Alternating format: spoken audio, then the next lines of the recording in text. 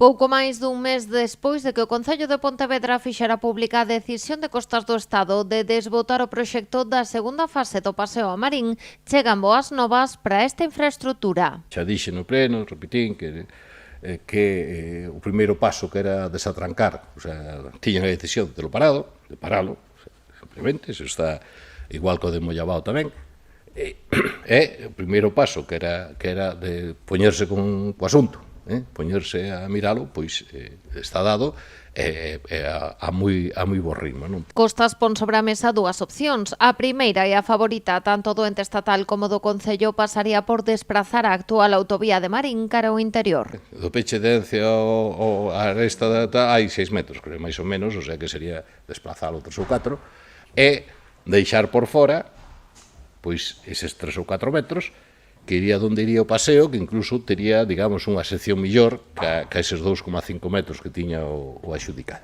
Resolvería dous problemas. Resolvería o problema das anegacións e resolvería o problema do paseo. A actuación require do visto bo do Ministerio de Transportes. De non conseguilo, a alternativa na que traballa Costas suporía reducir a autovía. Morder todo o que se poida dentro na autovía, apoiar a todo o que se poida e, digamos, na escolleira da autovía, e apoiala despois no mar, o sea, que en vez de que haxa que toda vaya apoiada no mar, pois que vaya solamente o lateral dereito, non? Sería outra opción, hasta a pasarela que xa enlazaría con pasarela. Recordemos que o proxecto inicialmente aprobado foi desbotado por Costas pola invasión que contemplaban da lámina de auga coa construción dunha estrutura metálica sobre o mar. O elemento estenderíase dende a contorna de Ence á pasarela de madeira dos Praceres.